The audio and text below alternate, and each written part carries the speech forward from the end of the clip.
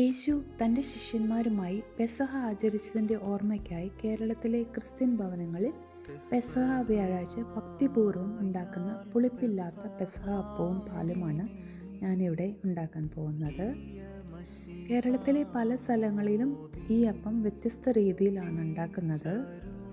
ഞാനിവിടെ ഉണ്ടാക്കുന്നത് എറണാകുളം, ഇടുക്കി, കോട്ടയം ജില്ലകളിൽ ഉണ്ടാക്കുന്ന പുളിപ്പില്ലാത്ത പെസഹ അപ്പമാണ്. ഇതിനാവശ്യമുള്ള സാധനങ്ങൾ 2 കപ്പ് ഉഴുന്ന്, 4 കപ്പ് പച്ചരി, 2 കപ്പ് തേങ്ങ, 200 ഗ്രാം വെളുത്തുള്ളി, 2 സ്പൂൺ ജീരകം, ഉപ്പ്, 1 കിലോ ചെറിയ ഉള്ളി, കറിവേപ്പില. ആദ്യമായി ഉഴുന്ന് ഒരു പാനിൽ ചെറുതീയിൽ സ്വർണ്ണ നിറത്തിൽ വറുത്തെടുക്കുക. ഇത് ചൂടാറിയ ശേഷം 1 മണിക്കൂർ വെള്ളത്തിൽ കുതിർത്ത് വാരി വയ്ക്കുക. വെള്ളം പോയ ശേഷം നമ്മൾ വെള്ളമൊന്നും ചേർക്കാതെ അത് തരിയോടുകൂടി അരച്ചെടുക്കുക. ഒരുപാട് മയത്തിൽ അരയ്ക്കേണ്ട ആവശ്യമില്ല.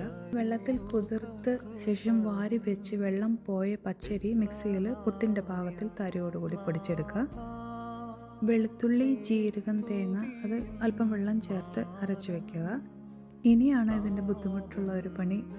1 കിലോയോളം തൊലി പൊളിച്ച് വെച്ച് ചെറിയ ഉള്ളി വട്ടത്തിൽ ചെറുതായി അരിഞ്ഞ ശേഷം എണ്ണയിൽ കറിവേപ്പില ഇട്ട് മൂപ്പിച്ച ശേഷം അതിൽ നന്നായിട്ട് വറുത്തെടുത്ത് വയ്ക്കുക. ഒരു ബ്രൗൺ നിറത്തിൽ വറുത്തെടുത്ത് വയ്ക്കുക. വറുത്തെടുത്തിൽ പകുതി നമ്മൾ മാറ്റിയെടുത്ത് വയ്ക്കണം.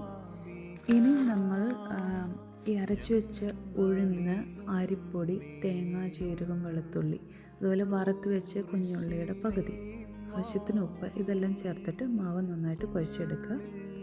ഒരു നോൺ സ്റ്റിക്ക് പാത്രം, വലിയൊരു നോൺ സ്റ്റിക്ക് പാത്രം അടുപ്പത്ത് വെച്ച് അത് ചൂടായി കഴിയുമ്പോൾ അതിന് താഴെ നമ്മൾ വറുത്ത് വെച്ച് കുഞ്ഞുള്ളി, കറിവേപ്പില കുറച്ച് വിതറുക. അതിനുശേഷം മാവ് കനം കുറഞ്ഞ് പരത്തി കൊടുത്ത് ലോ ഫ്ലെയിം വെച്ചിട്ട് ഒരു വശം ഉണങ്ങിക്കഴിയുമ്പോൾ മറിച്ചിട്ട് മറ്റേ വശവും വേവായി കഴിയുമ്പോൾ അടയുടെ പാകത്തിൽ ചുട്ടെടുക്കുക. തീ കുറച്ച് വെച്ച് മാത്രമേ അപ്പം ചൂടാവുള്ളൂ. ഉണങ്ങി കിട്ടാനായിട്ട് കുറച്ച് സമയമെടുക്കും.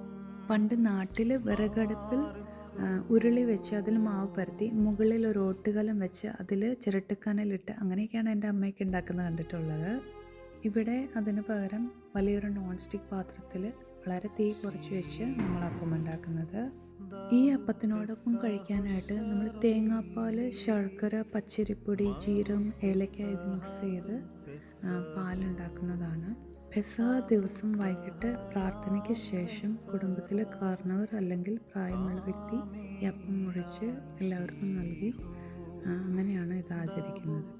ഉണ്ടാക്കി വലിയ പരിചയമൊന്നുമില്ലെങ്കിലും എൻ്റെ അമ്മ പറഞ്ഞു തന്ന പ്രകാരം ഞാനും എല്ലാ വർഷവും ഈ അപ്പവും പാലും ഉണ്ടാക്കാറുണ്ട്. നമ്മുടെ വിശ്വാസവും ട്രഡീഷനും കീപ്പ് ചെയ്യുന്നതിനായി.